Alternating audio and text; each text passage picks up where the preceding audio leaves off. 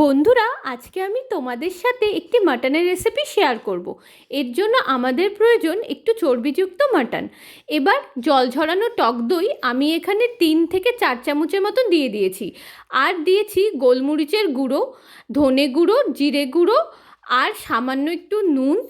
আর দিয়েছি এর মধ্যে কাঁচা সর্ষের তেল দিয়ে ভালো করে আমি মাটনকে মেখে ম্যারিনেট করে 1 ঘন্টা রেখে দেব। এবারে আগের থেকে কেটে রাখা 2টো টমেটো, রসুন, পেঁয়াজ, আদা আর কাঁচা লঙ্কা আমি এবার তেলের মধ্যে দিয়ে দিলাম। দিয়ে একটু নাড়িয়ে চাড়িয়ে নিয়ে একটু এটি ভাজা ভাজা হালকা হলে এর মধ্যে একটু সামান্য নুন দিয়ে আবারও একটু নাড়িয়ে চাড়িয়ে নিয়ে এবার এটিকে নামিয়ে রেখে একটু ঠান্ডা হতে দেব। ঠান্ডা হয়ে গেলে মিক্সার গ্রাইন্ডারে দিয়ে এইভাবে আমাদের পেস্ট করে নিতে হবে।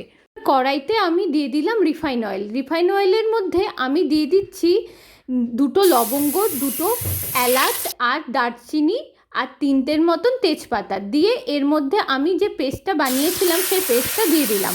দিয়ে একটু ভালো করে নাড়াবো। নাড়িয়ে চাড়িয়ে এর মধ্যে যখন একটু তেল ছাড়তে শুরু করবে তখন ওই পেস্টটা যে আমি বানিয়েছিলাম ওটির মধ্যে একটুখানি জল দিয়ে ওটি গুলিয়ে আমি ওর একটু জল দিয়ে দিলাম। জল দিয়ে এটির একটু কাঁচা ভাব ছেড়ে গেলে তার মধ্যে ওই যে মাংসটা আমি আগের থেকে ম্যারিনেট করে রেখেছিলাম সেটি দিয়ে দিলাম। দিয়ে এবার ভালো করে আমি আবারও নাড়িয়ে চাড়িয়ে নেব। দেখো বন্ধুরা, এইভাবে আমাদের আস্তে আস্তে ভালো করে মাটনটাকে নাড়িয়ে চাড়িয়ে নিতে হবে।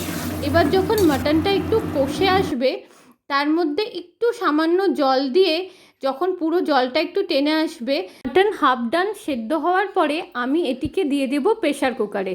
সব মাটনগুলোকে প্রেশার কুকারে দেওয়ার পরে ওই কড়াইতে একটু উষ্ণ গরম জল দিয়ে ওই জলটা আমি ঢেলে দিলাম। এবার আমি প্রেশার কুকারে মুখটি বন্ধ করে যতক্ষণ না ভালো করে সেদ্ধ হচ্ছে ততক্ষণ সিটি দেব। বন্ধুরা, কত সুন্দর আমার রেড মাটন কারি তৈরি হয়ে গেল। তোমরা অবশ্যই বাড়িতে এটিকে ট্রাই করবে আর কমেন্টে জানাবে কেমন লাগলো তোমাদের। ভালো লাগলে বন্ধুদের সাথে অবশ্যই আমার এই রেসিপি শেয়ার করো। আর আমার চ্যানেলকে অবশ্যই করে ভালো ভালো রেসিপি পেতে লাইক, কমেন্ট এবং শেয়ার, সাবস্ক্রাইব করতে ভুলো না। ফেসবুকে দেখে থাকলে অবশ্যই করে আমার চ্যানেলকে ফলো করে দিও।